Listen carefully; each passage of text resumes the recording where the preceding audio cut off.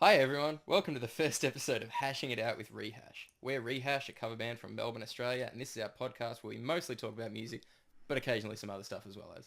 I'm Shane, I play guitar in Rehash. I'm here with Cam, our Hey bassist, guys. and Elyse, our singer. Hello. This is our first episode. I thought that the best place to start it out is to talk about the year that was. It's been a pretty exciting year. I joined the band at the start of last year, at the end of last year, sorry. And it's been a pretty exciting year, all things considered. We've taken some real big strides around the Melbourne music scene. Yeah, not limited to random podcasting either. No, very much not. No, we've played some big venues, some big parties. We've met some cool people, played with some cool bands. Oh, absolutely. Yeah, Sort of just, racking them all up on the old resume. racking up on the old resume. Lately, as a band, we've been learning a whole bunch of 80s songs, which has been a difficult little endeavor. I was going to say painful.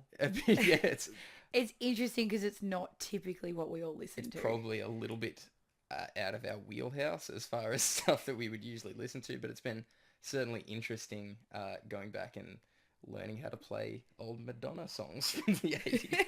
It's the 80s are always a fun, little decade to learn because you get some amazing stuff in there and then you just get some utter shite. You find some stuff that's really been lost to the annals of time. Or stuff that just should have been lost to the annals of time. Like Starship and Rick Springfield. I don't have a problem with Starship or Airplane or Jefferson Airplane, Jefferson Airplane Mellencamp. Just whatever airplane belonged to what president at the time. One of the better bands to appear in Star Wars related media. But that song is not good and not fun to play. No. So I'm a little disappointed that it's on our list, but that's okay. It's probably the only song on the list that I haven't finished learning, but It was definitely a bit of a giggle when you've got, the four of you who are predominantly in metal shirts or, some kind of rock outfit. To clarify, right now Shane is wearing an Atreyu shirt and I'm wearing a Seether shirt. And we were, busting through some, Material Girl. yeah, you didn't And mention it that was- Elise is wearing a Right Said Fred shirt. Am I? She's not, to clarify. I don't think anybody ever has. She may or may not be too sexy for that shirt. And Milan. And Milan. And Yeah. voila. Let's jump into some news. Some of this news is a little bit outdated because we've been planning this podcast for probably a little bit too long, and I haven't We got there in the end. haven't updated much of the news. That's just pretty much how we roll. The first bit of news that I've got is just pretty much a bit of a clickbait title, but it's kind of funny. Dave Grohl has named ACDC as the last band on his musical bucket list that he wants to play with. Ooh. Oh. Yeah. He would have to really tone down to play with ACDC. What are we assuming that he's playing in this? One-handed? I mean, what instrument? Oh, All of them, one hand. why not? Why not? Is he meaning like being on stage and playing as part of ACDC? Yeah, I guess so. He just said he'd play with them, so whether that means recording an album or like just doing a jam with them or whatever. I would like I to would see him very get much up there like and to play see drums that. with him. Yeah. Yeah, for sure. I will play anything with him, to be honest. I mean, we saw the Foo Fighters at the start of the year and they played Let There Be Rock Yeah. for about 12 minutes. It was great. It's like 7 minutes shorter than AC/DC's version of Let Right? There Be Rock. Yeah, so no, they can Was make Weezer- that happen, music Was gods. Weezer on stage for that as well? Was that like yeah, an all-in? Yeah, that's why they brought Rivers Cuomo out. I may have butchered the pronunciation of his surname, but I don't care. Did you guys see Foo Fighters with Weezer? Yeah. Yeah. Like, Weezer was I'm there, that's not cool. going to They lie. supported. We but- missed Weezer. Yeah, we didn't Oh. see. The we, line for that show was horrendous. Thankfully, I ran into someone I knew and forced my way into the Well, line halfway down. someone he knew that had to go, sorry, what was your name? Yeah, again?" who are you again? Tim, thank We're you very Favorite much. kind of acquaintance. Which was amazing. But he didn't say no to He letting me didn't cut say- in line. You didn't have an option. You just stood in front of pressured him. to cutting in. Hey. We Whatever works. we got in just before the Foo Fighters started. Yeah, I'm happy with my And decision. there was like a kilometre worth of line behind us. So it was not cool. You guys Yeah. are famously late to everything you attend. So That's right. I'm not surprised. And this one wasn't our fault. Yeah.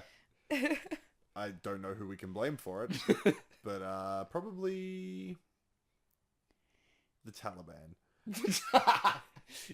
You heard it here first. What constitutes ACDC these days? Angus, obviously. Angus and Brian Johnson, is he still singing? Well, I mean, Axl Rose is the singer of ACDC currently. Oh shit, he is too. That happened. I mean, like, Chris Slade is the drummer. How frequent is that, though? Like, is he always the singer for ACDC? He did the world tour, and then I think he wants to be... they're doing an album together. I think they're recording an album together at the moment. Oh. Have been for a couple of months. Yeah, that's right. So is he just not doing any of his own stuff now? No, he's still doing Gunners. Yeah, well, he's on tour with Gunners at the moment. What a life. Just being the front man of, like, the two biggest rock bands in the world. Yeah, I mean, after 20 years of obscurity and cocaine. Yeah. It's like, I'll just come back and run the place. Come back fat as a house and decide that he wants to be relevant again. Excuse me, Buckethead, come here. We're all Green Day fans in the room. If you guys heard the rumors of a reunion of Foxborough hot tubs. Really? I didn't know that there was a breakup of the Foxborough. Well, I mean, are they not in a way, what are the Foxborough? Yeah, are they not just the touring lineup of Green Day? Yeah, pretty much. But they play slightly different than Yeah, pop it's punk. much more... I thought it was more like a rockabilly vibe Yeah, it to is it. a little bit. Yeah. They had that one song that I recall. Was there just the one album? Yes. Yeah, okay. I have that, and I have listened to it. And I was like...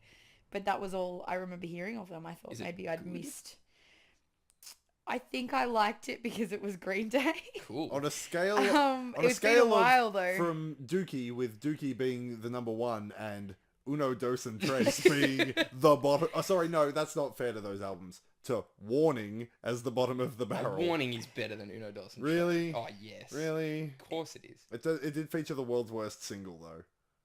Minority. No, Warning. Warning's not too bad. It's dull. I like Minority's it. It's not fine. bad. No, that's I like where I Minority. thought he was going. Yeah, No, Warning surprised was you were suggesting. Warning was dull. It's not the most captivating of this. It's got some cool harmonica on it while you're judging the mouth organ. Hey, I'm down for some mouth organ. Is Billy, because he's doing like the long shot now, isn't he? That's like his side project. Is that what it is? It's all over his Instagram. Yeah, I've not he's had a doing single note from something. them. I confess I don't follow Billy Joe on Instagram. Oh, you should. You shouldn't. I mean, it's not a great Instagram I mean, page. to me, he's probably like just the second best lead role in American Idiot in the States. After Phil Jameson. No, in the States. Davey Haddock in the did States. Oh, right. Yeah. I can't imagine he was better than Phil Jameson. That was pretty rad. Did you guys see that musical? No, I so wish that I did. Oh, it was incredible. And we'll talk about it wasn't later it- during the main topic for this episode. Have you heard about what's going on with 50 Cent and Jay-Z? No, but I'm so excited for you to tell me. No, but, It's pretty funny. You'll get a kick out of it. Didn't somebody buy all of the front row tickets to? Yeah, so that's right. So Fiddy and Jay-Z have been feuding for years and years.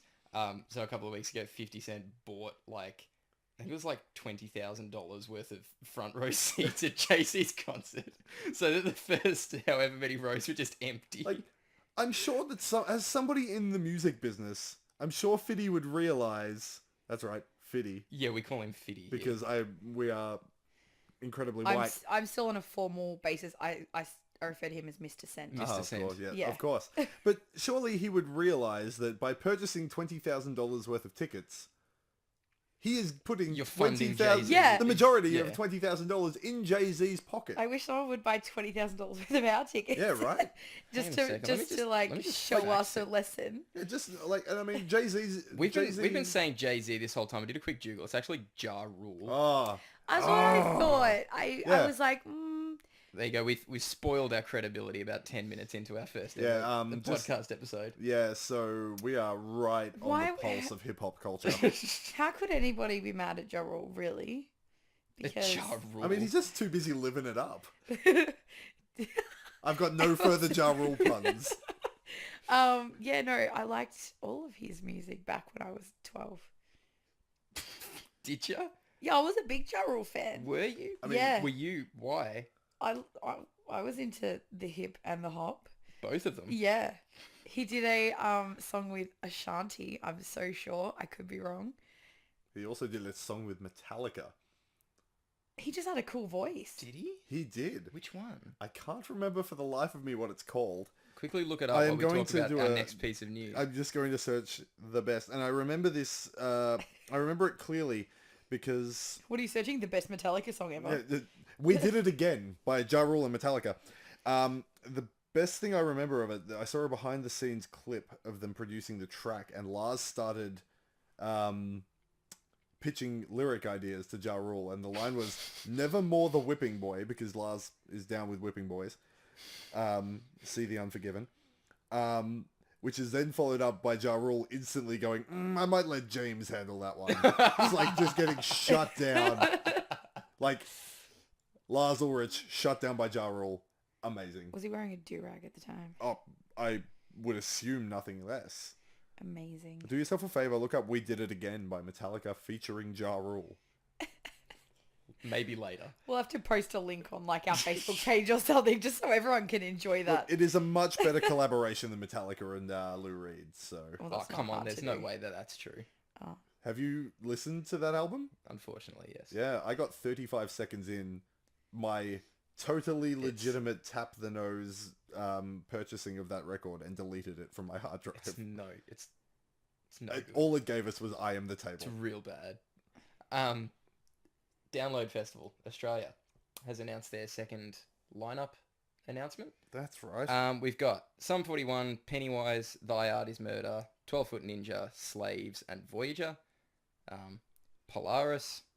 And then on the original lineup, we had Ozzy, Slayer, Judas Priest, Alice in Chains, Ghost, Rise Against, Amity Affliction, Anthrax, Hailstorm, Behemoth, Me First and the Gimme Gimmes, I Prevail, Converge, Friends of Rom, Luca Brasi, Code Orange, Andy Black, The Fever 333, War on Women, High Tension, Outright, Ruins, and Alien Weaponry.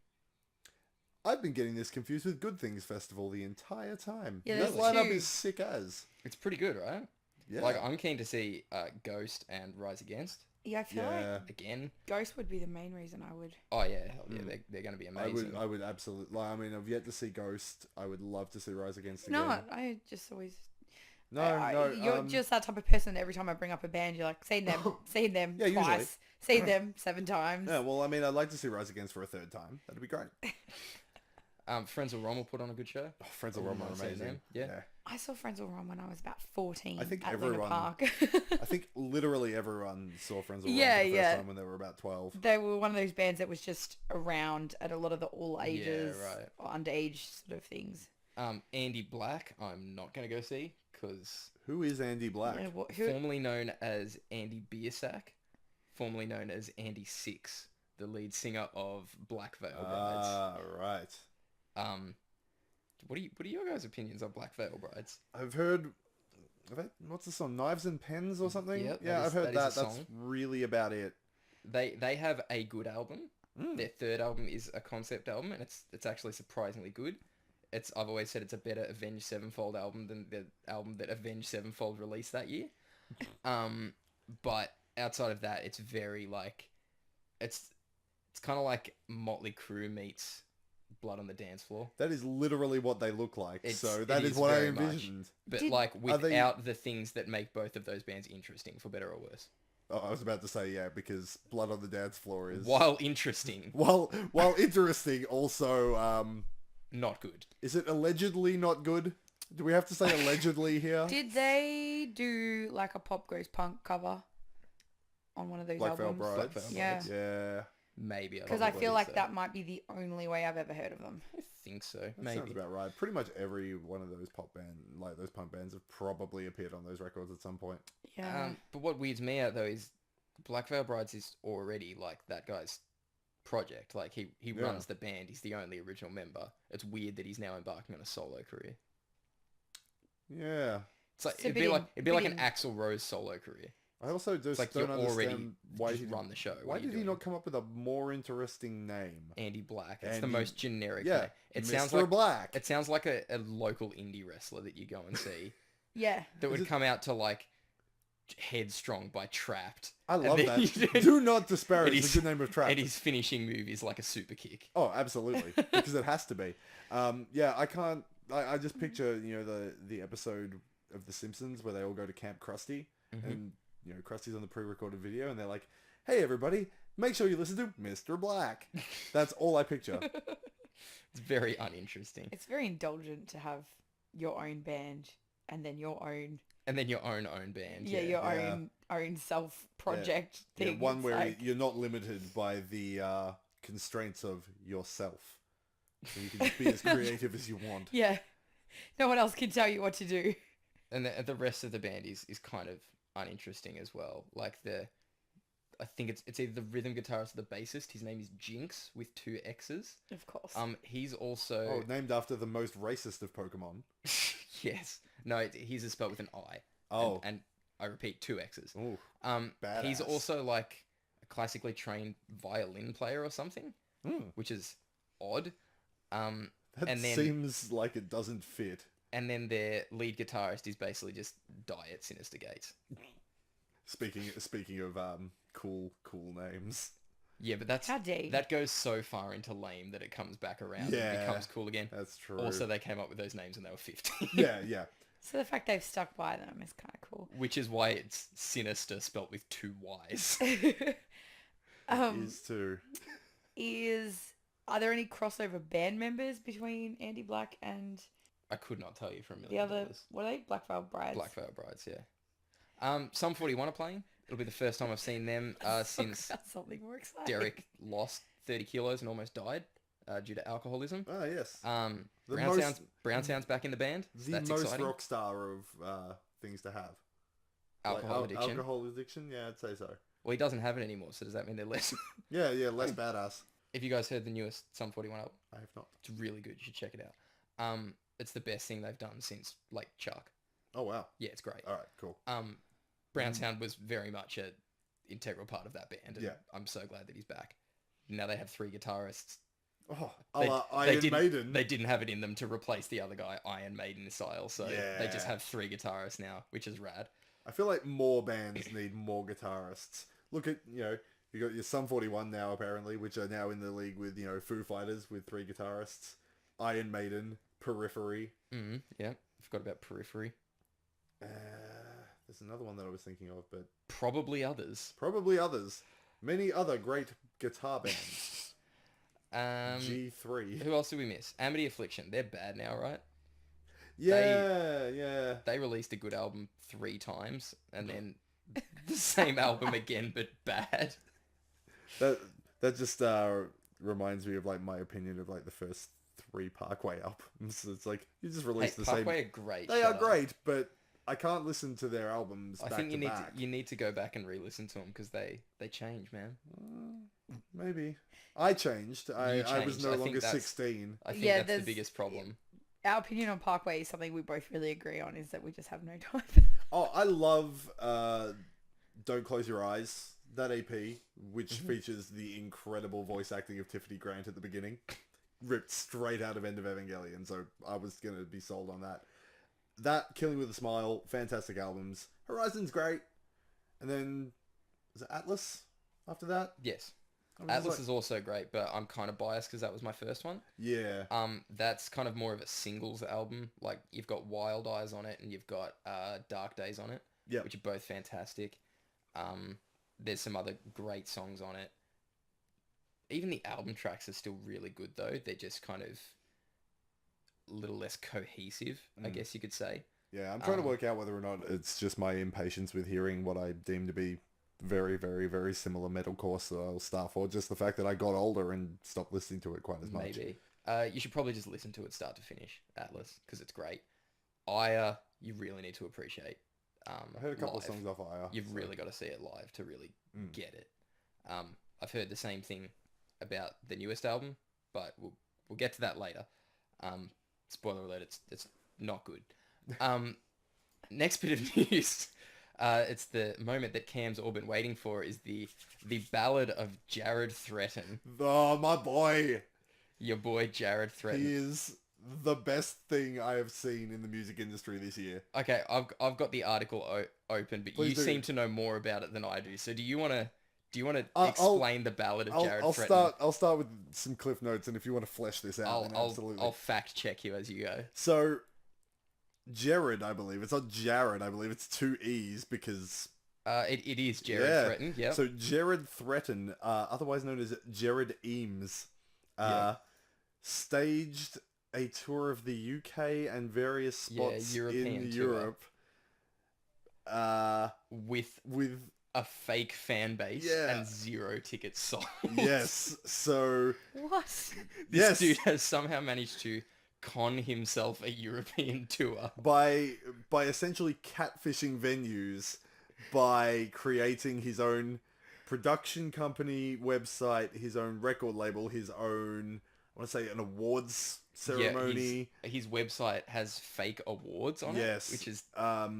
all of his videos, and I've seen a couple of them, it's very, very clear that they are edited together to create the illusion of having a crowd. Like, yep, correct. There is never a single shot of both him and the audience from the stage, is what it says in this article that I'm reading. It's the best. It is absolutely the best. He likes to talk about how, he was a multi-instrumentalist, and from from what I've actually heard, like, he's not my cup of tea, but he's not a horrible musician. He seems like a horrible person. Okay, allegedly. This is just I'm gonna cherry pick segments from this Please article. Do. Credit to ultimateguitar.com who have compiled this into an easy to read saga. Jared posed as a fake promoter called Stage Right Bookings and showed proof of ticket sales to the people from these European venues, but his plans were busted after the first show took place. Literally 3 people showed up instead of the 291 who allegedly bought tickets. Oh my god. Yeah. That's like... it's actually incredible. Amazing. Like, that he could pull that You've off. got to admire the sheer creativity from it. But by the same token, like, if you'd put this much effort into actually promoting your band and your music, you might have actually sold some tickets, buddy. It's amazing. I'm just looking at the website for Stage Right Bookings. It has 3 different rosters on it of artists. There's about, I'm going to go with 40 or 50 different artists on here who are all fake. And these are all artists that this record label Can you give me some of the band represents. names? Because I'm sure there is going to be some absolute gold in here. I'll cherry pick the best ones. The good ones. Brian Guy, Michael Anthony, presumably no relation to the member of Van Halen. These are all Andy Black levels of names. Michael Nicholas, Sunrise Station, 2 Dozen Roses, November 1966, Classic the Band. So this just sounds like when you're like starting a band and you guys have got a whiteboard and you're like, right, everyone come up with a band name. You just put 2 cool words into a hat and you just pick them out at random. And the same with the solo artist. He's just gone for like two male names. Real name, McFake name, like It's the future Buzz. It's like, write it down, and then whichever one makes you laugh the hardest is the one you pick. Yep. Joni Jones is another, Ooh. and Jim James. He seems to have run out of creativity. Has he got a Ben Benton? He does not have a Ben Benson, unfortunately, but that would fit right. His name would fit absolutely on this website. Yeah. This record label also has a history page where it apparently started in the 60s or maybe started in the 50s. I don't know, but it goes back to the mid 1960s. Over 200 albums released, numerous top 40 hits, over 1 million units moved. The history page says that they started in the 60s, but during the new wave movement, they decided to not follow the trends and just stick to their guns and keep promoting classic rock, which paid off with the 70s and 80s like revival of rock music, which helped them really cut a swath through the music industry. It's all rubbish. I was about to say, it's all just made up. Because new wave was 80s. Yeah, it's like this didn't happen. Yeah, None of this, you've just created having a cursory knowledge of music history would dictate that this is all bollocks. It's fantastic. It's hilarious. So how deep down the rabbit hole, like obviously having a history page on a website, but like... This is one of numerous websites. Wow. So Yeah, like, his official website mentions that he won the top rock artist of the year award. From this website that he runs. that's incredible. Yeah. Like, but then, and so then like, my biggest question is when you've got all these shows booked all through England with, over 200 seats available, what is the purpose of going and playing to 3 people in a big empty stadium or big empty room? I mean, presumably, if you get enough, admittedly, fake people going to your gig on Facebook, like, it has something to do with the algorithms. More people would see it pop up on their page and they go, that weirdly Fabio-looking dude looks like something that I might want to go see. Well, I suppose, yeah. too, if it's just a big hoax, it's done exactly what it was meant to. We're talking about it, and I'm sure we're not the only ones. Well, his main single now has over 1 million views. Yeah. And 3 people got tricked into going to see that show. So I guess that's a win. Tricked. I've played to shows with less than 3 people They before. weren't tricked into it. It was his sister, his girlfriend, and his auntie. Well, his tour manager is his wife. Yeah, there you go. Great. So she's just as conniving. So the bass player and the drummer, I believe, bailed mid-tour. Yes. They were in Ireland at the time, and they bailed mid-tour. They just went, this is not There was also legal, probably. So did they not know what he Well, had? not initially, no. Oh, wow. So no one else was in on it. It was just... No, so He just told the band, hey, we've got all these shows. he recruited like 2 or 3 session musos to tour with him. With the promise of all these shows already being booked. Mm-hmm. Gave them $300 for the tour, Not a lot, admittedly. which didn't include food. Wow. So these guys are all sitting there going, well, I was like, oh, well, I'll take the $300, but, they'll get, fed and stuff. And they're like, no, that doesn't count for that. Apparently, like, the drummer and bass player went to breakfast, like, out one day. Mm-hmm. And apparently, when they got back, were just abused by them for, like, you can't do anything without our permission.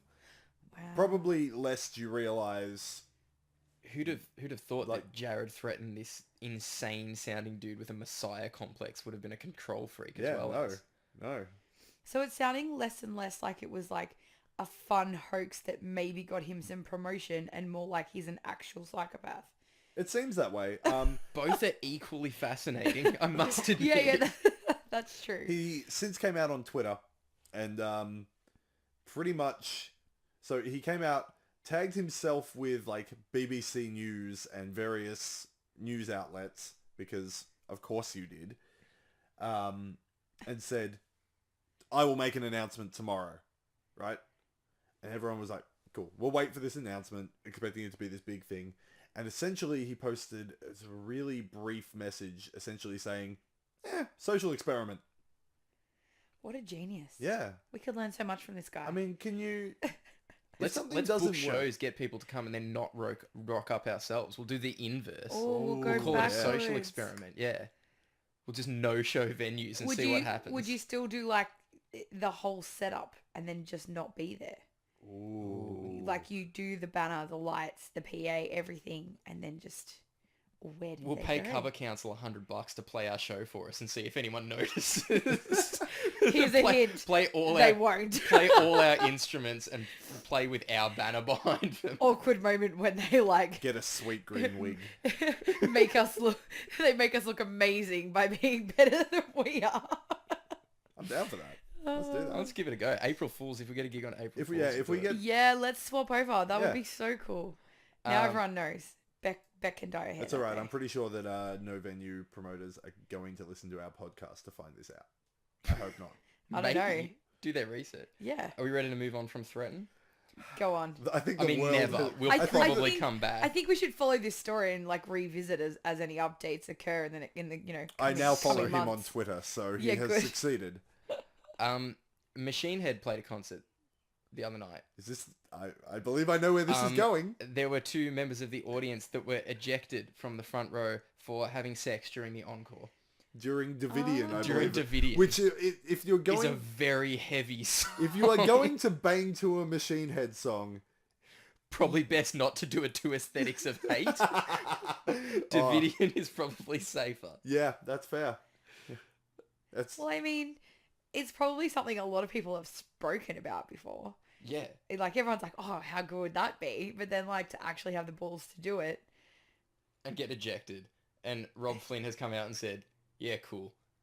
That's rad. Good work. He's the Yeah. coolest guy. Yeah, Except, I he's a believe bro. all of his band quit on him Yeah, a couple of months back. I They're don't- like doing a farewell tour now. Yeah, well, it's this. That was the second last show of the tour. That's sad. It is sad because I really like Phil Demmel as a guitarist.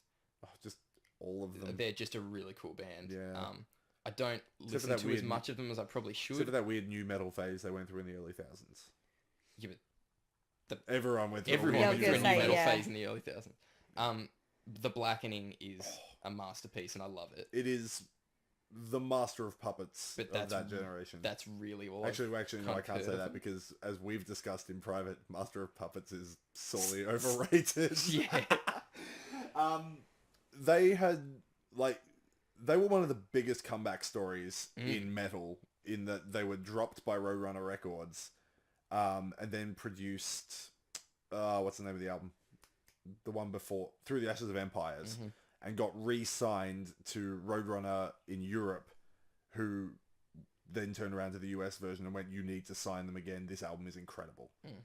And it was. Yeah. Because they had the Burning Red and Supercharger and sort of declined a Yeah. bit. And then they came out with the 1-2 punch of Through the Ashes of Empires, The Blackening, and and then Unto the Locust. Yeah, which are all phenomenal. Killer records. Like, you know, there is not a bad song on The Blackening. Mm. Like, it's just incredible. That's only because there's only about 5 songs on it, Yeah. because they're all 20 minutes long. But Yeah.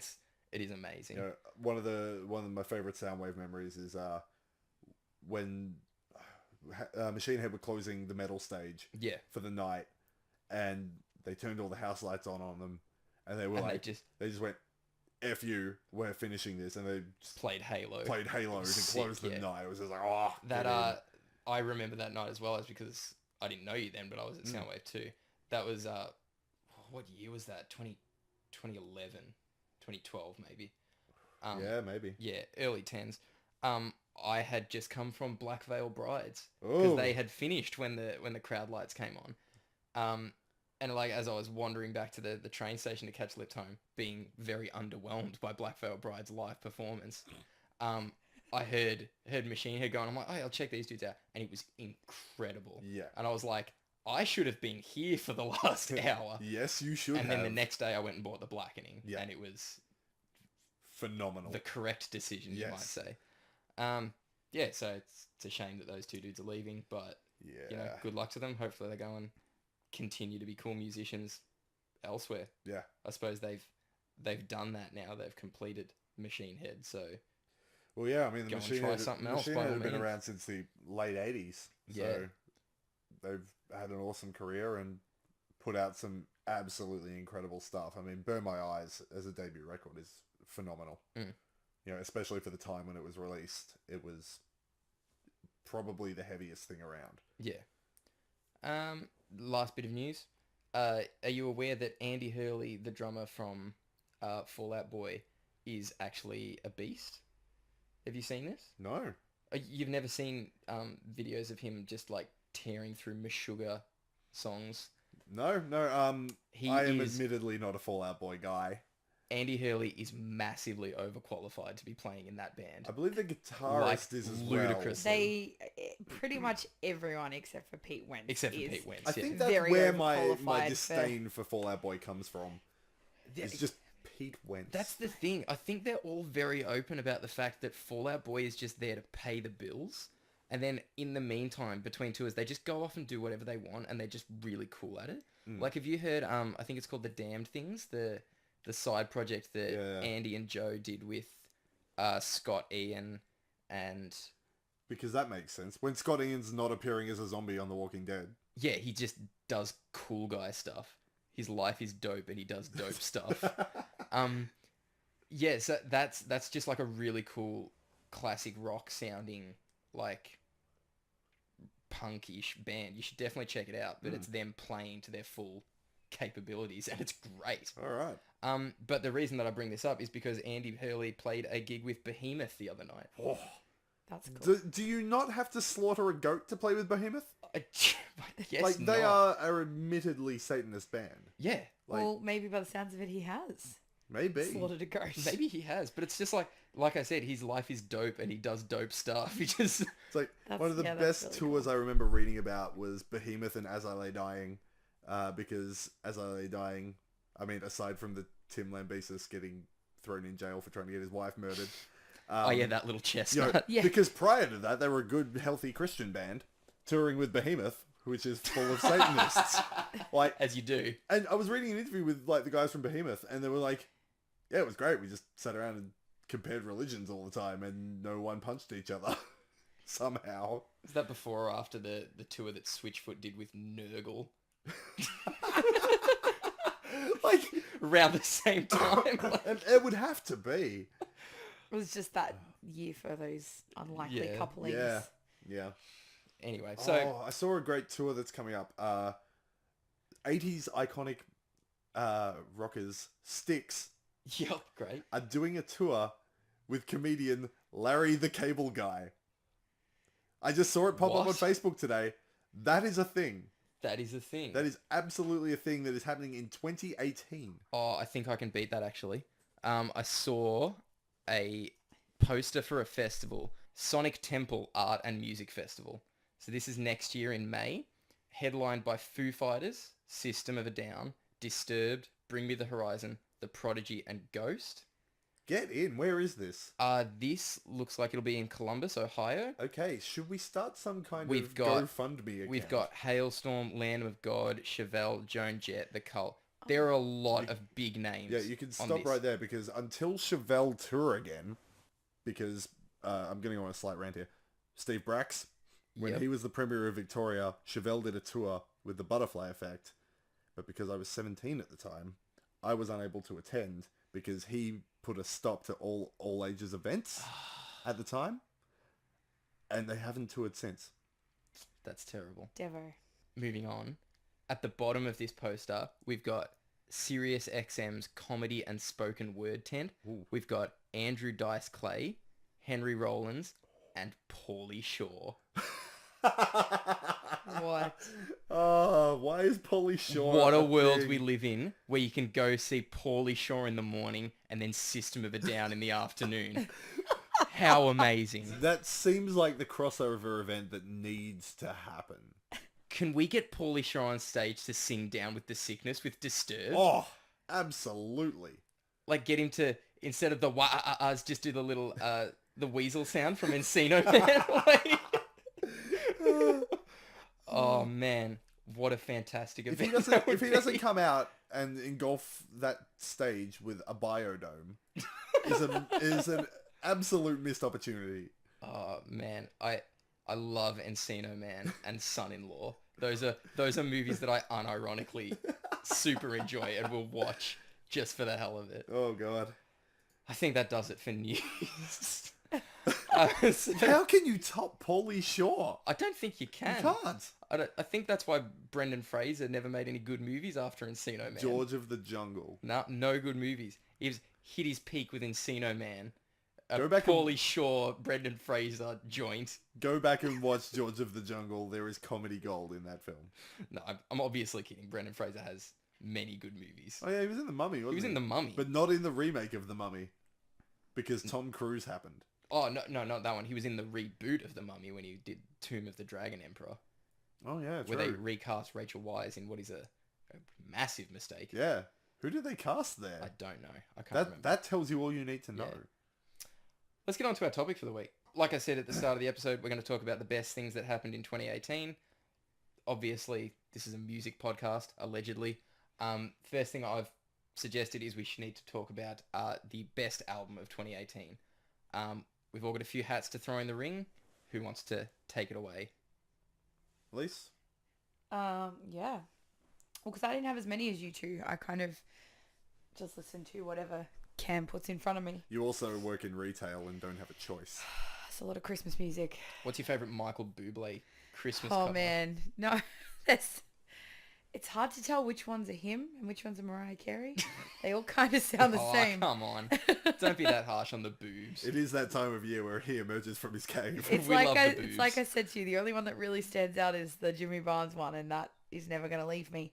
In fact, no, I'm not going to tell you that because I'm just going to do it for you, and it's going to be hilarious. Ghost album this year was probably, I wouldn't say my favorite prequel. It was great. It was fantastic. That being said, I haven't listened to it much after I got it. You just have to listen to Rats over and over Yeah. again. Oh, don't get me wrong. I've listened to Rats and Dance Macabre a million times. They're both incredible. Is it safe to say that while the album is fantastic on every level, nothing quite hit the level of Square Hammer? No, I don't think it did because Square Hammer is amazing. The quintessential Ghost song at this point. That's an epic. As much as you've got Ritual and all of the Latin named songs on the first record that I can't pronounce, like, fantastic, but nothing could quite touch that. Yeah. Florence and the Machine had a new album out. We're taking a sharp left-hand Yeah. turn. Yeah, Absolutely. that was intense. I don't know if you guys listen to Florence and the Machine, but I'm a massive fan. I love her. High as Hope, I was super excited for. I think it's good. I don't think it's great. Probably. But I did also have massive expectations, and there are some really good songs on it. Biggest problem I had with it was her previous album, How Big, How Blue, How Beautiful. The title track ends with this like super grand swing, strings and horns section that just like builds up throughout the outro of the song and just really climaxes and just ends the song on the perfect note. So did you? Oh, a little bit, yeah. On the newest album, every song ends like that. Yeah. And it's just kind of like, that was probably one of my favorite moments of that album. And then you did it 10 times. Yeah, that's a bummer. That's always a little bit disheartening, really. A little bit disheartening. But Highest Hope does have some great bangers on it. It's probably in my top 5 of the year. But this year was a bit of a crap year for my favorite artists in music, as we will later get to. I actually went the other way. Like, I had a lot of my personal favorite bands drop albums this year. Yep. Don't get me wrong, I did too. They were just bad. They were just bad. I'm gonna start off with the new Under Oath album, Erase Me. First one after they got back together. We had, like, Elyse and I had the, privilege of going to see them play their 2 best albums last year. They're Only Chasing Safety and Define the Great Line back to back. Mwah. 18-year-old me just lost my mind. But Erase Me was very, very different to what everyone kind of expected them to be releasing. It was also surprisingly the first Under Oath album to feature swearing. Ooh, really? Because good Christian boys. Oh, Yeah. Yeah, it was just... That's interesting that's... Because, I mean, you listen to how heavy some of the, Lost in the Sound of Separation and Disambiguation were, you almost just assume that you just kind of assume that it would be in there someone's going somewhere. to drop an F-bomb in there at some point. But, that album was absolutely incredible. The singles, On My Teeth, Rapture, and I Hate It, are just catchy. Especially I Hate It. I've really been hooked on that song in the last few days. It's just fantastic. It's great to see that band get back together, and always cool to hear Aaron Gillespie back on drums because he's an animal. He's your fave. He is very, very good and a fantastic singer. Like, I've never seen someone play drums and sing like that. It's just unbelievable. You mean after Cram, yeah? I would argue that Aaron's doing more on these. I was joking. I love Cram though. So do I. I don't want to disparage Cram because also there's a higher chance that I'll walk into Cram in the street than I ever will with Aaron Gillespie. So. Very true. Speaking of singing drummers, going to bring it back to one of my favorite bands, and a band that we did mention earlier is Atreyu, whose shirt I am actually wearing right now. Did they put an album out this year? They did put an album out this year. I haven't heard all of it. The singles have left me very underwhelmed. What a bummer. Just not even in a way that it's bad, but it feels very much like they've gone a bit too poppy in a way. Like Lead Sails Paper Anchor? No, because that was great. Yeah. That's a phenomenal album. I copped so much flack when that album came out because I loved it. It's fantastic. The songs on it are amazing. This one feels like it's trying to reach those kind of poppy bits of Lead Sails, but in a more non-cohesive manner. So like it's trying to mesh the heaviness with the pop and stuff, and it just isn't working. Like almost a Day to Remember-y. Yeah, but almost. well, But I mean, not quite as. I always call smooth. Day to Remember one of the most boring bands of this generation. I like 2 of their albums. Yeah, not so much their music, just the fact that they as a band are boring. I kind of, after What Separates Me From You, I kind of dropped away because they all started to sort of sound the same. Yeah, right. Homesick for and the one before it, it's the name For Those Who Have Heart. That's the one. Great albums because they were novel at the time. Yeah. You know, no one else was out there doing that sort of metalcore / pop punk. And now it's almost a trend. It's gone further than a trend now. Yeah. It's just like a meme. Yeah. Like you've seen Jared Alonji's Sunrise Skater Kids. Yep. And it's just Day to Remember songs. Like, but yeah, don't even have the name of the album, the Atreyu album. In Our Wake, I believe it's called. Yeah. Ooh. Ooh. Oh, So not best of 2018. No. raspberry I just thought worthy. I'd bring it up. Yeah, fair enough. All right, well, give us one that was a winner then. Give us one that was a winner. I'm just going to friggin' get right out there and say Hellions' new album, Rue, is amazing. Absolutely flawless start to finish. From what I've heard of it that you've played me, it is a cool I thought there was record. zero chance that it was going to top Opera Oblivia from 2015. I don't know if it's better, but it's so different and in such a cool way that it's almost impossible to compare them. They're both perfect albums, in my opinion. From what I've heard from you playing them to me, they're like, it sounds like a killer record, which is on my list. It's to just go through. It's an album made by a band that's just super confident in their own abilities. Yeah, just do what you and want. have just gone, let's just make the album we want to make. And that kind of genuineness coupled with musicianship has just made for a really amazing album. Yeah. If you want to check out songs like Get Up, and That's the one you've played me. that's one that I've played was a beast. you, which has a weird hip hop drum beat in the last verse. Very almost Limp Bizkit-y. Yeah, why not? Yeah. It has it. It's there. Ex Moi is another great song. Harsh Light is an awesome song. Any song off it, just listen to it because it's great. Cool. It's on the list now. All right. I'm going to get onto that. All right, so this is a bit, I guess we'll go a bit comical. Literally? Yeah, Cool Patrol Cool from Patrol. Ninja Sex Party. This I'm pretty sure falls in all 3 of our top Yeah. albums of the Yeah, we year. love- Well, we love the Shano Sex Party. really got Cam and I onto Ninja Sex Party and Game Grumps. And Game Grumps. And Starbomb. Yeah. And now we are obsessed. I am borderline creepy obsessed with Danny Sex Bang. What part of that was borderline? Oh, yeah, it's gone creepy. Because he's a Like, beautiful man. I check his Instagram account at least 4 times a day. I'll tweet this to him. He'll be appreciative. That's fine. If it means maybe we'll get married, then do it. So I was just making sure you were wearing a ring. don't glare from across the room.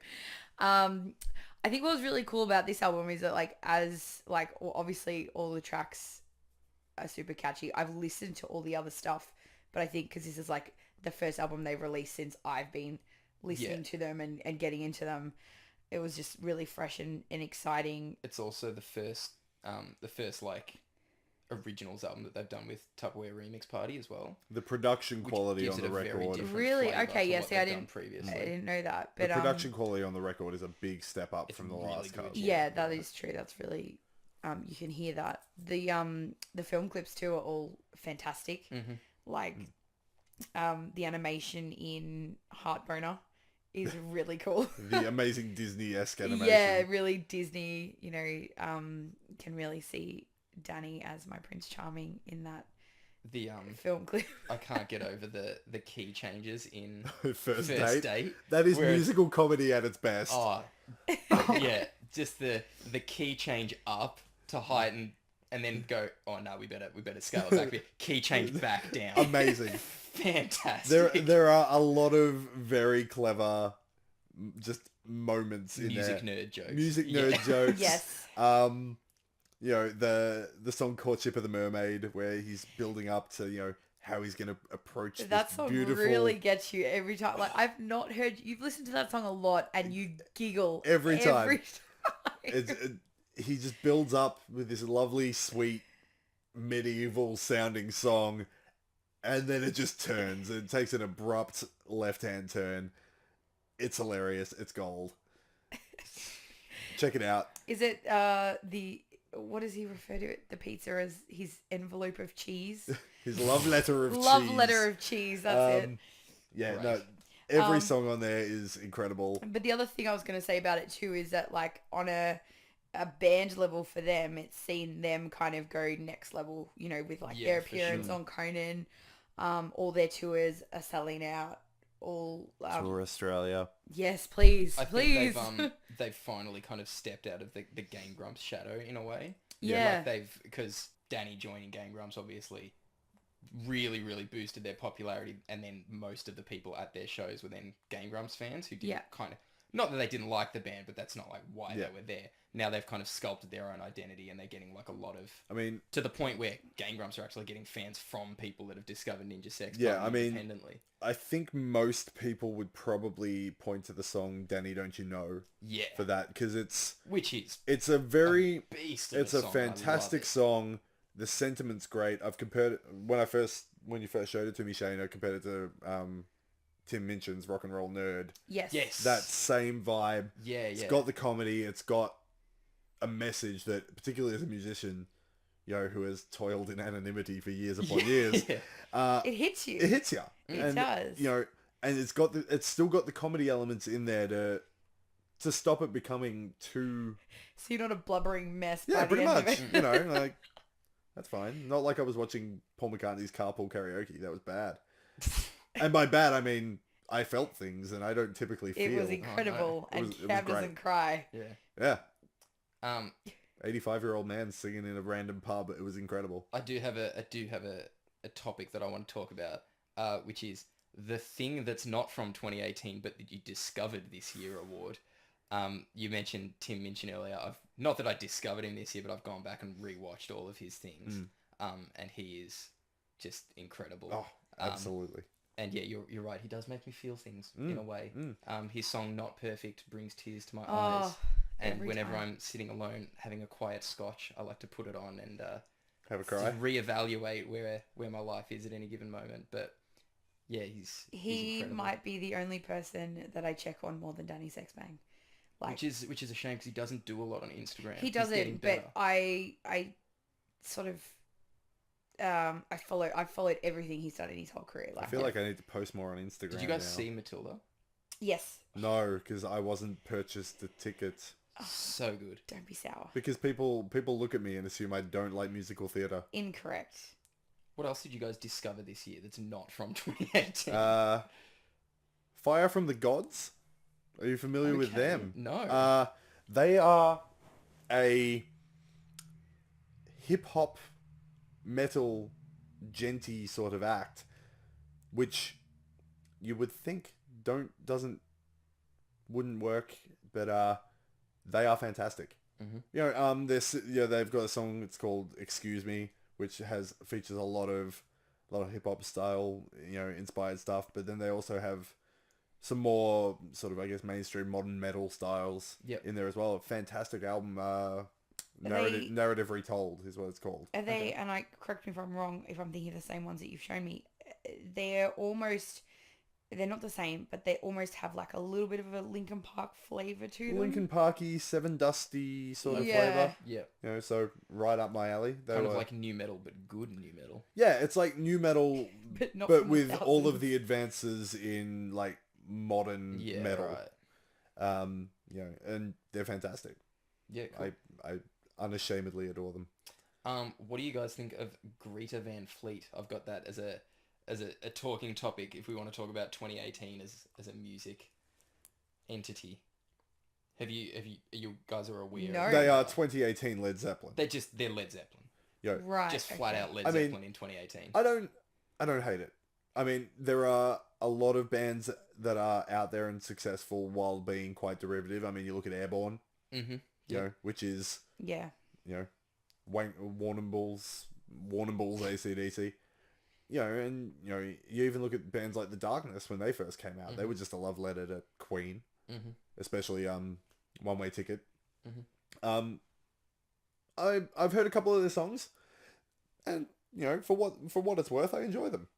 I mean, it is very, very difficult to look past the obvious Led Zeppelin. It's Led Zeppelin, yeah. It's Led Zeppelin light, essentially. But knowing that you're never going to get Led Zeppelin in any form, presumably, for the rest of their days, you know, why not? Yeah. Someone may as well do it. I had this conversation with my girlfriend Jessie last week when we were talking about Michael Bublé, who we mentioned earlier. That was how... You Please. watch me. You watch me. okay. I'll bring it back around. And what I said to her, I was like, I don't listen to Michael Bublé's music, but I love that he does it, because if he wasn't doing it, someone else would be. Oh, yeah. And it's like, for that, you would want the person who is doing that to be Michael Bublé, because he just seems like a really cool dude. And he's amazing. He just doesn't take himself seriously. Yeah, he's very in on his own joke. Which is what I like. As soon as I see an artist that I would characterize by, you look at them and go, you think the Kanye West effect, where you think so highly of yourself that everybody hates you. Yeah. James Blunt is a good example. James of someone Blunt that... is my favorite Twitter account, because he sits there and, like, he put out an album I think last year, and it was like, new album drops December 3rd. I'm sorry. Yeah. Like, amazing. Yeah. Like, he's fully aware of it. Ride the joke. Yeah. Like, he's incredible. Yeah. My point was that if Greater Van Fleet aren't the only band that sound like Led Zeppelin. No. Like, there are other bands that sound like Led Zeppelin. Yeah. So, for one of them to be successful, whatever, one of them was probably going to be successful. Yeah. And even when they're asked about it, they're like, ooh, you guys sound a whole lot like Led Zeppelin. And the band are like, yeah, we really like Led Zeppelin. That's why we sound like them. Yeah, that's it. It's like, fair enough. you know, when I write my own music, I set a rule for myself that I can't listen to Tool beforehand. Because you just end up writing Tool songs. Because as a bass player, I write everything in a, you know, D minor key with a lot of open D. Yeah. Because that's what, you know, you get influenced by. Yeah. Are you just laughing at open D? Yeah. Okay. And also, it would be Segue. hypocritical of us to not like Greater Van Fleet, given that our job is a cover band. Yeah, that's yeah. what we do. I feel like if we were to ever do any kind of original project, we'd end up sounding like someone that we've covered, you know, Hard Rock Venga Boys. Yeah. I mean, I feel, I've always thought that if we started something, we'd end up in a Paramore kind of direction. But yeah, it's just, I mean, it's like anything when people go, oh, they ripped off our song or they ripped off our sound. It's like there's infinite. You mean there's finite? There's finite. Thank you. Cool. Yes. Yeah. There's only so many things you can sound Yeah. like. Yeah. And you're always going to sound like somebody. And if you've been inspired, it's like, whenever ACDC were interviewed and they were like, you know, all your songs sound very similar. Why is that? And I think that the quote always was, if a recipe works, why would you change it? Yeah. I liked the one when they released Black Ice and they turned to Angus and like, so you've released 12 albums that sound the same, and he looks him dead in the eye and goes, 13. Yeah. You just shut them down. Yeah. Because it have any of them been unsuccessful? Probably some, but Big Balls. They all Was that an album or a song? That's a song. They're still one of the very biggest early as bands in the world, and you know, if it works, keep doing it. That's it. Um, It worked so well that Airborne got successful. I want to talk about 2 cover albums that released this year while we're on the topic. Okay. You may or may not have heard of them. Cher released a cover album of ABBA songs. Wow. Was that for Mamma Mia?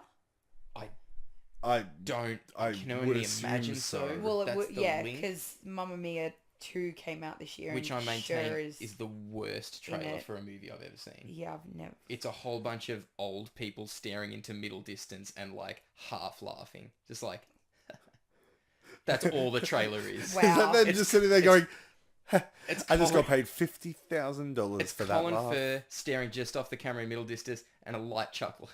and then it's Meryl Streep staring just off the camera in middle distance. And it's that. I need to watch this now. So I bad. feel like we should shoot a promo video like that. Oh, and then at the end, Cher walks in, and the main character's like, "Grandma, you weren't invited," and Cher goes, "That's what makes it a party." Wow. That doesn't make sense. Like wearing a ski helmet is not partying either. It's like, I think any party What is that any of Cher this? is at is how you make a party. oh, Like, it's like a fever dream, that trailer. Anyway, this ABBA cover album that Cher has decided to release, it's terrible. It sounds atrocious. It's so bad. Neither are good on their own. Why would you put them together? I have no idea. I can't say anything. Like, To I be could fair- say good things about ABBA in the fact that people like them. Well, I was going to say, like, with both ABBA and Cher, I get why people like them Yes. and Yes. the type of people that do like them. And they're not necessarily terrible. They are the Kiss fans of pop, essentially. Yeah? Like, yeah? Cher that's fans fair. are massive Cher fans. ABBA fans are massive ABBA fans. Yeah, you either But- are or you aren't. There's Yeah. no Yeah, in yeah, between. for sure. Exactly. I don't think they needed to mix. No. Not No. a thing that needed to So happen. now what we need is ABBA to release a Cher cover album. If ABBA reforms, like, the collective middle-aged orgasm would implode the world. Oh yeah, it's. I think they're recording some new Are stuff. they all actually. What? Still, Are they Yeah. all still alive? Yeah. Yeah, Wow. Yeah, well, they broke up, like, what, 30 years ago? yeah, ages ago. I think their paycheck finally got enough zeros on it that they Yeah. decided to go. Yeah, okay, Yeah, now it's the it's the Pink Floyd reunion idea. strike while the iron is. Pricey. Yeah, exactly. Pink Floyd didn't reunite for Oh, money. no, it was Live Aid, It wasn't was it? Live Aid. It was yeah. for charity. How dare you? Well, it's charity money. There is also a cover album that was released this year of pop artists doing Elton John covers. Have you heard any of those? Yes, No. You would have because you work in retail, and it's. No, I don't. I think I've heard really? any of them. I've heard the Through the entire live thing feed. just through osmosis working in. I don't work at the store osmosis. I mean the verb osmosis. Just through having them on while I'm at work. Really? No, Yeah. we've been strictly Christmas carols since about April. So. Fantastic. You've got Ed Sheeran doing "Candle in the Wind," which is Yeah. bad. Really? Yeah, I like that song and I like Ed Sheeran, but it's bad. I would have thought that would have just been a Yeah. thing that would work. See, unlike the Cher and ABBA recipe, I felt like that couldn't go wrong. Yeah. Pink and the rapper, I believe it's Logic, doing Benny and the Jets. That Bizarre. should- Works. Sounds weird. It's just crazy enough to work. Everything Pink touches is gold. Yeah. Especially the thing she did with Dallas Green. Yeah, she can do no wrong. Legendary John does a cover of Daniel, Nice. which is great. Miley Cyrus does "Don't Let the Sun Go Down on Me," I I believe. feel like maybe I haven't good. heard this as much as I thought I I had. feel like that may Yeah. be the only thing that Miley Cyrus doesn't want going down on her. No, she's cool now. Oh, Don't she- you dare She badmouth came Miley good. in this Oh, that's room. right. The her The demon. yeah, has now infected Katy Perry. No. And my personal favorite is Florence and the Machine's cover of "Tiny Dancer," Oh, nice. which is as good as you would imagine it you to be. Yeah, you that- cannot go That wrong. I think I have heard. Like, That yeah. is- as somebody is that- great. Is not a fan typically of Elton John. Tiny Dancer is a masterpiece. Yes. Oh, Like- I love it. It is an incredible song. I just love Elton John. That's one of the best concerts Yeah. I've ever been to. Have you ever a heard beast. Dave Grohl doing Tiny Dancer? No. It's very good. It's very, very good. Yeah. Yeah. Cool. I think that does it for the good releases of the year. I think we have one more that needs to be touched on. Yes, the one that you kept This is Yeah. this is my album of the year. your all-time favorite band. This one they actually may have usurped number one spot Mm-hmm.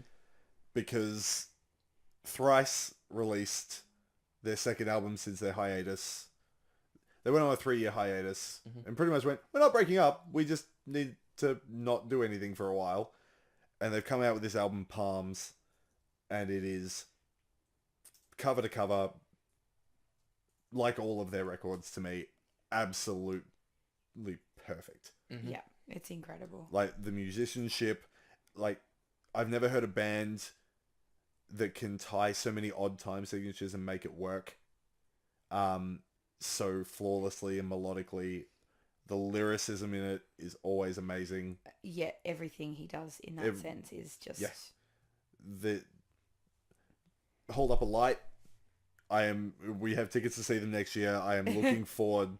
I've looked at the set lists from the States. Oh, I hate that you do that. I did it 6 months out. I'm not going to remember. All I know is that they're playing Hold Up a Light. It'll be the happiest mosh song. You know those songs that you go where it doesn't seem overly heavy, but the tempo is right, the message is right, and the crowd is going to go mental. Yeah. I'm going to be front and center. I'm going to be with my brother. I don't care how bad his back is. I'm shoving him in there. It's going to be amazing. You know, finally getting to see Thrice next year. After Have you seen them live ever? No. That's right, because you... So the last time they toured was 10 years ago, and You had tickets. I had tickets, and then my old band got the opportunity to support the Hoodoo Gurus As your debut show. as our debut show after 7 weeks of being a band. You can't say no to something like And we went... It's not real life. Yeah, like, it absolutely wasn't real life. We were going to be a cover band, and then we got this message going, hey, do you want to do this? We're like, that's not a Because thing. Lee used to do kind of what that... Jared threatened his way into this gig. Yeah, he Great. used to do that and tell people that they had done all these shows and had all these songs. And But we had songs lying around from an old band. So we put together a 8-song set in 7 weeks and sold Great. 100 odd tickets to this show. Unfortunately, it meant I had to miss out on Thrice, and they haven't toured since. Mm-hmm.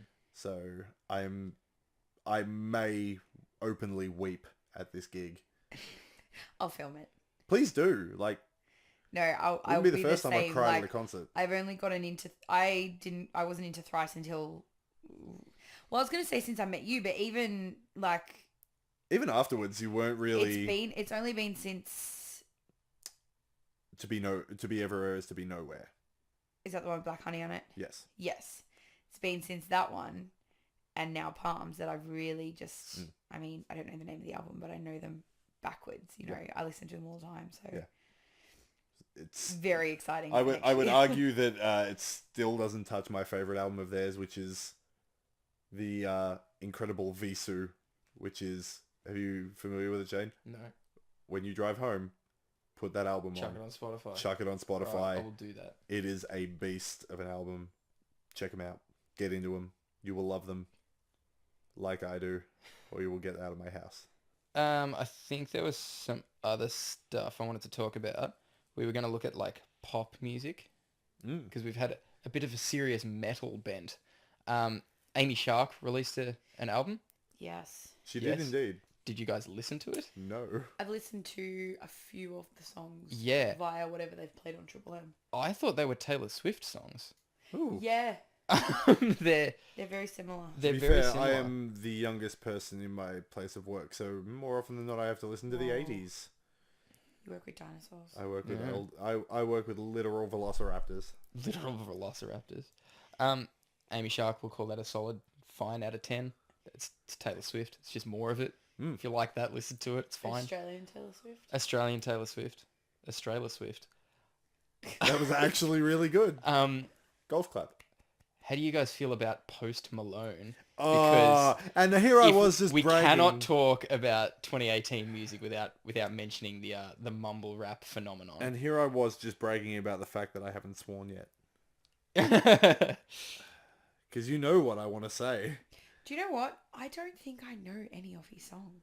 Really? I don't think I've heard them. Blah blah blah, no, rock star. Oh, is that him? Yeah. I've been popping for this man, I feel just like a rock star. And also, I've heard them. you may think that you are better now. Yeah, that's you will him, listen to yeah. that because I'm not around. Repeating myself. I think that Rockstar one I've heard. Someone did a cover of it. Yeah. Like a better version of it. Yeah. Like any version of it. Needless to say, I'm not a Post Malone fan. You're not a Post Malone fan? He looks like somebody that if my hypothetical daughter brought that person home, I think I would be justified in murdering him. Yeah, it wouldn't even be like, no, sweetheart. It would just be Like, slaughter him where he stands. I might actually have to slaughter my own child for having such poor taste. Like, I'll be like, oh, 16 years down the drain. Have you heard that I'll allow it. this is like a friggin' Marilyn Manson-esque rumor that's probably of dubious validity. Apparently a fan met him at a meet and greet, and the smell made the fan vomit. I can only assume he smells like a mixture of BO and weed. Well, at various points in my life, I've smelled like that, and I've never had anyone vomit from that. I would say possibly still. No. Potentially worse. No, I'm kidding. I have looked into that. That rumor is unfortunately unfounded. Yeah. However, the person that made the original tweet also followed it up with, "I'm only slightly exaggerating." Yeah. So apparently, he smells god awful. Yeah. He smells like he looks. Yeah. Yeah, I was going to Exactly say, it's not Yeah. hard to believe. He also did get chokeslammed by The Undertaker at a show. That is cool. Yeah, except... why is that a thing that we have to discuss in 2018? Like, why is that happening? Like... The Undertaker chokeslamming people. He is the Undertaker a Post Malone fan. I can't imagine so. I mean- Why else would he be at a Post Malone fan? He's a Limp Bizkit fan, presumably. Well, yeah. Presumably some kind of Kid Rock fan, but I just say that Ugh. because he's from Texas. Sorry to Texas. Sorry for the way you are, Texas. Everything is bigger in Texas, including Kid Rock's career. Bullet for My Valentine released an album this year. It was bad. Like, Okay, I'm That's gonna a call that. bummer. I'm gonna call that my most disappointing album for the year, or I would, but I had the lowest of expectations. Are you a Bullet fan? Yes, they haven't released a good album since 2010. Yeah. I was going to say since The Poison and the title track of Scream Empire. Scream Fire bangs, man. That album is solid, start to finish. Even Fever is really good. I liked Fever. I think Temper Temper is underrated. Yeah, Fever and Temper Temper were the two that I got into them around that time. So both of those. Fever's like Lead Sails Paper Anchor. It's the- not Fever, Temper Temper, where they kind of dumbed it down and made it a bit more poppy, and people were like, they sold out or whatever. And then for their next album, they were like, we're heavy again, and it was just like forced and bad. And it's So, like, like- don't do that. Like Death Magnetic.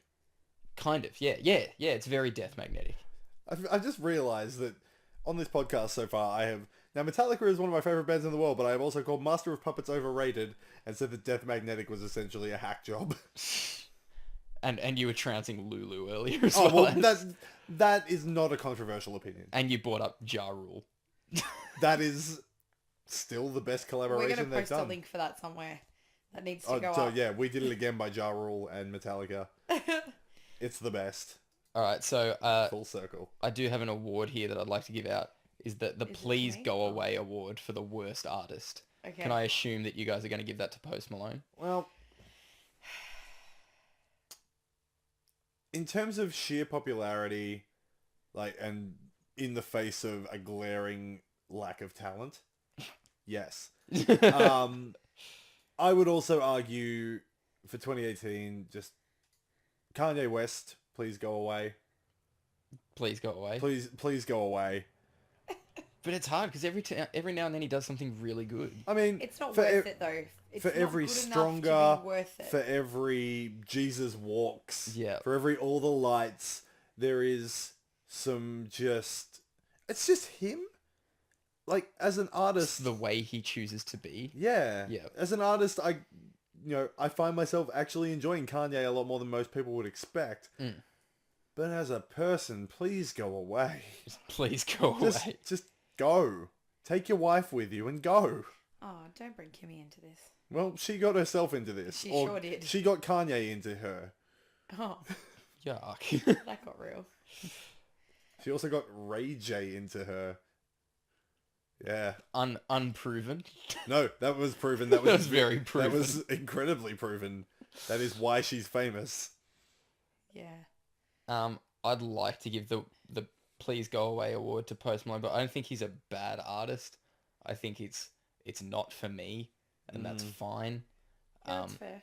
Yeah. I'm gonna give it to the current trend of YouTube diss tracks, which Ooh, I yeah. don't know if you're familiar with people like the Paul brothers and their Oh, ilk. that boxing fight. Not just that, but they will release raps dissing each other on YouTube, and they're all phenomenally bad. All these post-viners, they can please go away. Yeah, that's fair. I think my Post Malone please go away is just more to the multicolored haired, facial tattooed, all their songs sound alike artists. Mm-hmm. There are many of them. 6699. Is that how that's pronounced? Probably not. Like, I believe it's just Is 69. he not going to jail? He has It's- been arrested for gang-related activity. Yeah, I mean, because he I looks think like a he's still in trial. yeah, Still in he the court looks like a phase. productive member of society. He's been And that- charged. I don't think he's been convicted Yeah. yet. That one that died, which Triple X Temptation. yeah, Who no one had heard of. Yeah, Hey, falls in here that we go. same- Hot take. No one had heard of him until he died. yes. He was very Did you just flip off the microphone? I flipped everyone off who liked Triple X. from what I can tell, he was considered like the blood on the dance floor of that whole scene, in that everyone knew who he was, but he was just like almost a parody, but not in on the joke. so- like that kind of. So not so much the what is the so not so much the blood of the dance floor, but more of the broken side of that scene. Yes, very much a Yes. broken side. Yes, spelled with a C and a Y, like the cool kids do it. Them young whippersnappers. Oh, Any young whippersnappers.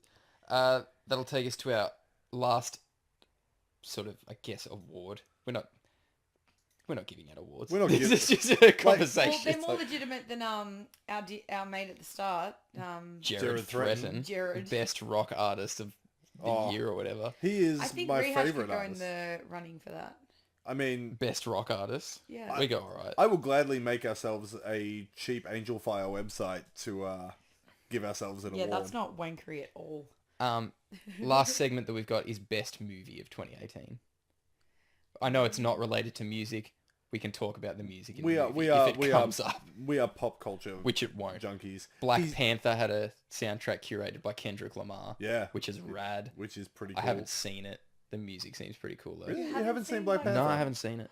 You should. It's really good. There is some very jarring CG in some scenes that are pivotal. Great. But the idea is that they're like, you're not supposed to be looking at the CG because there's fighting happening, Cool. but it's against a pretty green screen. Okay. Yeah, I understand. I think I've seen the scenes in question actually. I honestly couldn't tell you what movies we've seen this year. I'll go through a couple because I happen to have a computer with a list in Is front of me. Civil War this not Civil War, the Avengers. Infinity Yeah, War. Infinity Yeah. War was Yes. this year. Yeah. Yes, that was this year. That was the best. Good movie. It was good. It was very good. I liked it a lot. Yep. I'm trying to remember any other films I've seen for There's the year. nothing you can say about Infinity War that hasn't already been said. Yeah, it was is great. exactly what it is. It was great. Mission Impossible 6. Have you seen it? I have not, but I see that Tom Cruise climbed onto, held onto, or jumped off something that was incredibly high in the air. Yes. Which I believe in this one, he jumps out of a plane. He does a halo jump. that seems less impressive than some of the other things he's ever done. It is really cool. Oh, I can imagine. Yeah. These he are also those- broke his foot jumping between two buildings. Good job, Tom Cruise. You should watch that movie. It's fantastic. So, at what point did the Mission Impossible movies become good again? My Mission Impossible series experience, I have seen 2, which is atrocious. Yep. I have seen half of whichever one it is that is in Dubai, Is it Ghost Protocol? possibly. That's good. And then I watched this one. Have you seen the first one? No. It has Emilio Estevez. Go watch it.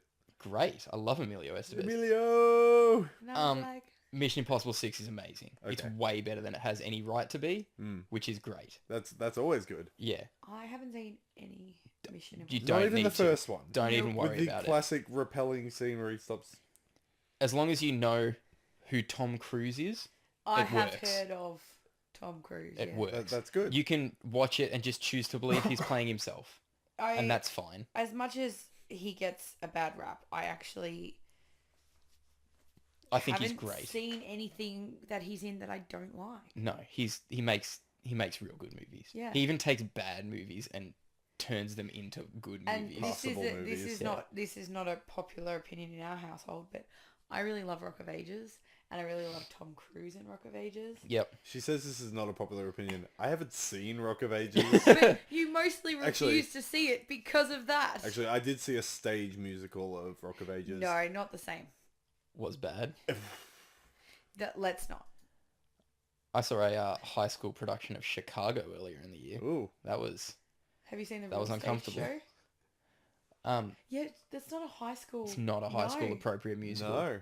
That not to say that it wasn't good. They put on a good show. It's just You're not allowed to enjoy the uncomfortable show, viewing. yeah. Hereditary came out. Did you watch that? I'm not allowed to watch horror films.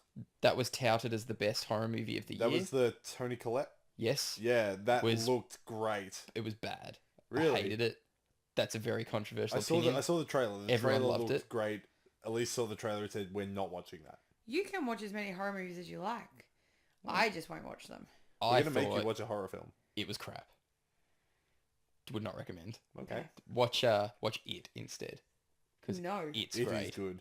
It is. I haven't seen the remake, but original It was The very only horror movies I've ever seen, zombie movies aside, because my mum argues with me and says they're basically horrors. good. No. I saw Chucky, When you were how old? 21, Okay. and I, at the time when it came out, thought War of the Worlds was a horror movie. Just to give you an insight as to how little horror I've ever I think watched. it's Wow. a good movie. It's a good movie. Yeah. And I've gone back and watched it and not been scared of it since. But yeah, when I first saw it, that was the scariest thing. Like just the suspense.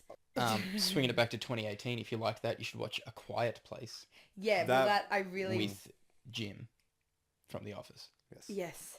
But Well, sexy and Jim. He's got a is it, beard this time. Who's is Emily Blunt? Yeah. His Yeah. wife. His real yeah, life their wife. real life.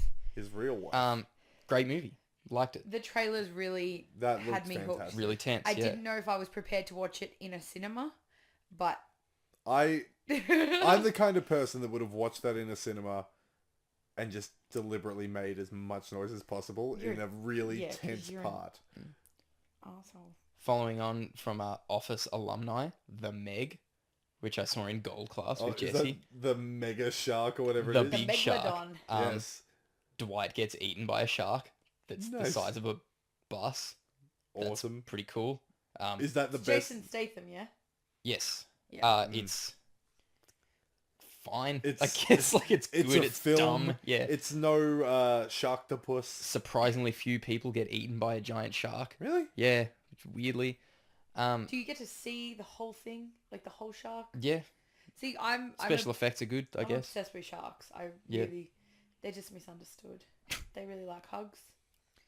And Love oh, bites. And eating Samuel L. Jackson in Deep Blue Sea. Yep. I've never seen that. Um, I haven't seen a lot of movies. A lot of classics, as people would tell me that I haven't. Yeah. I used to watch a lot more movies when I had more time. yes. I go to the movies a lot. So I'll just carry this. Yeah, segment. yeah. Carry the movie segment. And Uh, tell me what I should watch when I find the spare hour.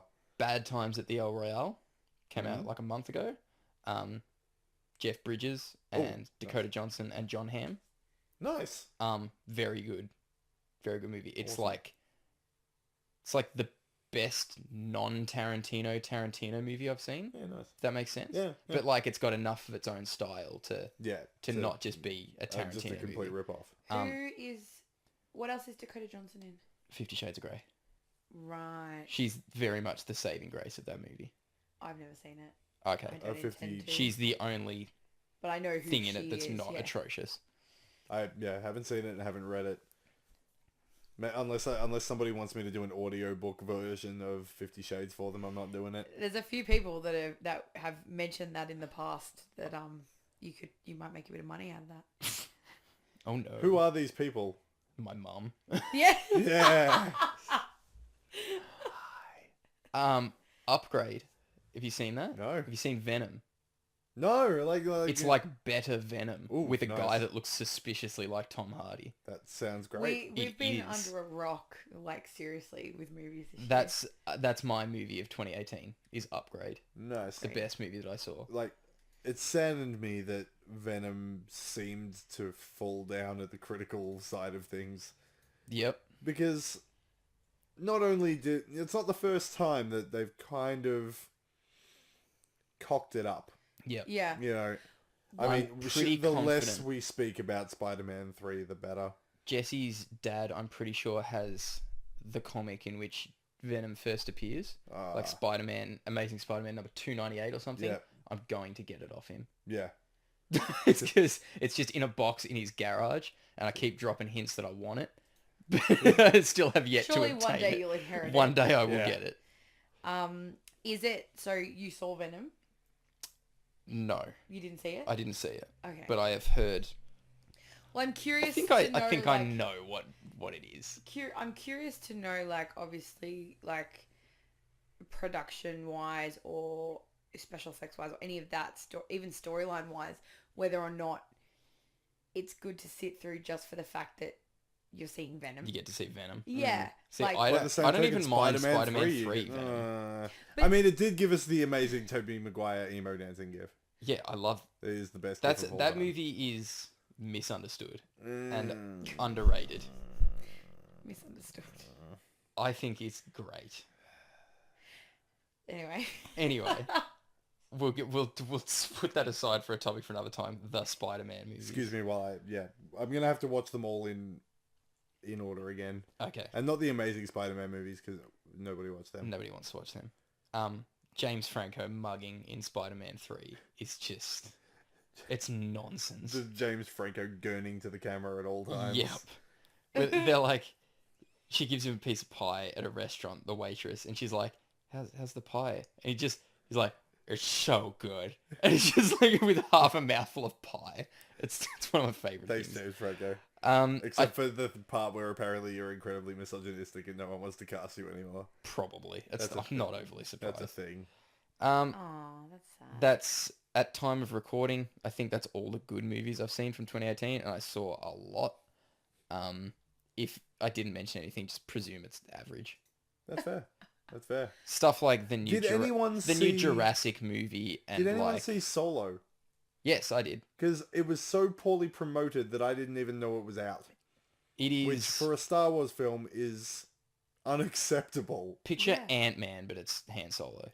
It's I'm that. okay with that. It's that. If you're okay with that, Yeah. then you will be okay And with with Amelia Clark. it. Yeah, but she's a non-factor. Oh. Amelia it's Clark that. is not as good of an actress as everyone thinks. No, but I was more... She's definitely Babin. Have Yeah. you seen the newest Terminator? Terminator Salvation? No. Genesis. Genesis. Yes. She's bad in that. Yes. She's so bad in that. I would argue that she's not even that good in Game of Thrones. She's adequate in Game of Thrones. Yeah. She's she fine. fits the character Exactly. of Daenerys Yeah, perfectly. She is well cast. She's brilliantly cast. However, she hasn't got a lot of range. Yeah, she doesn't... Her range is from brunette to blonde. They don't test her in any way in that show. No. It I'm just- hoping season 8 they will. Although in saying that, she's done some pretty intense scenes that... Even like most of her storylines tend to revolve around dragons being taken off her, Or humping like, and not- crying in the or first humping season. and crying. But whenever they take her dragons away, it's just like Where just are my give her dragons? dragons back so she'll stop whinging. Where are my dragons? Yeah. Where are my dragons? Oh. Where are my dragons? All right, I think that'll about do it. But where are they, Shane? I Cam, think that'll did you about. lose your dragon? Where are my dragons? So let's give a quick rundown of what we've got in the near future Oh, as a they're band. chained up in a random room. Are you Thank done? Where are the dragons? Where did the dragons go? What are we up to? What gigs have we got coming up? We got a few. We got a busy pretty much now until Christmas. This weekend is No gigs. set No. aside for personal parties. Party time. Party time. There will be much social media content, just none of it will be actively band related. But yeah, so then after this weekend, we've got 2 shows the weekend after. So Friday the 7th? 7th, we're at Live at London 11 in Bayswater. which I will be driving past at some point during the week, so everyone can see our lovely A1 poster. We'll post Yeah, that we up got onto, some sick onto Do we the have an internet. A1 poster? We did A A1. large That's poster large. out the front. Laminated. Shiny, large, and pretty. Am Wait. I on it? Yes, No, it's a we cartoon. We Hell left you yeah. off. We Left it. did everyone but you. You We had were gonna draw some had the tat- old guitarist on Someone it had again. someone had to take a sacrifice, and that person was you. You were wearing a long sleeve in the cartoon, otherwise we would have drawn some really average tattoos on you. So yeah, live at London 11. I think we kick off at it's either 9 or 9:30. $12 entry. Then Saturday we've got a pretty intense 80s themed band practice booked in. Then Sunday we are at Young and Jackson's. Good job not telling them where we rehearse, so they can't hear how bad our songs are when they're not fully formed. Yeah, Appreciate that. that's what rehearsal's for. Yeah, there's a lot of terrible feeling out of harmonies. But yeah, so Sunday, Young and Jackson's, thanks to Anthem Entertainment. We will be there from 6. So, you know. Pretty much making that a yearly thing at this point. Sunday Sippers down at the, the corner of Flinders and Flinders. Swano. Yeah, Yeah, Flinders Street, just Swansea. opposite Flinders Street Station. It's a pretty iconic venue, so we're excited to go back. Like you said, pretty much a year later. Following week, we are at On Top Bar on the Friday and at Home Hotel running our monthly open mic session. Last one for the year, actually. Open mic session at the Launching Place. I'll actually be at that one. That'll be the first one that I've attended. Yeah, So. that'll be good. Yeah. I'm going to spend more time drinking than usual. Cool. Home Hotel, sorry, not the Launching Place. The Home Hotel in Launching Place. So, yeah, anyone that's a muso or a singer or Thinks they're a muso or a singer even. wants to get into it, wants to practice, wants to learn, wants to just do a bit of karaoke. It's a really fun day, and we're out in the beer garden, and it's just a really good day to network and sort of be with a little, music community. So that happens the third Sunday of every month, and the last one for the year on New Year's night. Oh, you No, didn't mean the last year. That was you the meant last open mic for the year. Yeah, cool. and then the week after that we've got the Saturday 22nd of December at Soundbar in Rosebud. So we're finally hitting that venue in summer, in peak season.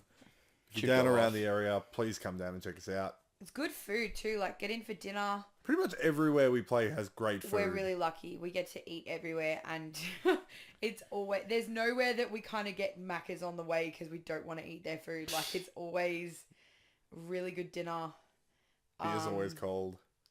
Yeah, we're really lucky with that. And then as Shana was saying, last gig for the year will be New Year's Eve at the Caledonian Hotel in Wonthaggi. That is, and I can say it safely because it's the only venue we play as a full band, probably very regularly. Yeah, we play there probably, 4 times a year? Everywhere else we play, we do it as a 4-piece or an acoustic, and like that's on a consistent basis. So that's our favourite.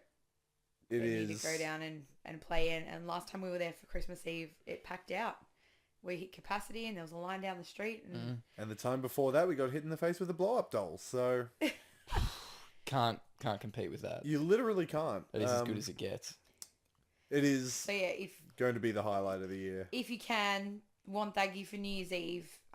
There's a lot of camping. I know that probably that time of year it's going to be tricky, so get onto it. A lot of camping options, a lot of accommodation options. I mean, even if you get a Desi driver, it's only an hour away. So And it is absolutely worth it. The Oh, yeah. crowd is incredible. It's vibing. we will be Oh. incredible. We're having a light show. We're having recorded sound, video, okay. lighting rigs. We're having the whole works. It's probably going to be our biggest production so far. It is absolutely going to be the biggest production so far. Yeah, like Elyse was saying, we are going to have a couple of lighting techs along for the ride with us to make us look as pretty as possible. We're going to be doing live audio recording again at the Cali and going to follow that up with some video recording to put together some sweet multi-camera shots for our YouTube channel and for promotional material. So if you can come down there and make a whole bunch of noise and even more Just movement. enjoy yourselves. Just Like It'd be a good time. Come down and Don't party. do it for our sake. Do it for your own sake. Like it's a really good time. All right, that'll do it, I think. Yeah. If you've got anything to tell us, feel free to like us on Facebook and flip us a quick message and ask us any questions or say hi or what have you, and we'll So just get back to you. you know, you can follow us at Rehash Coverband on all the socials.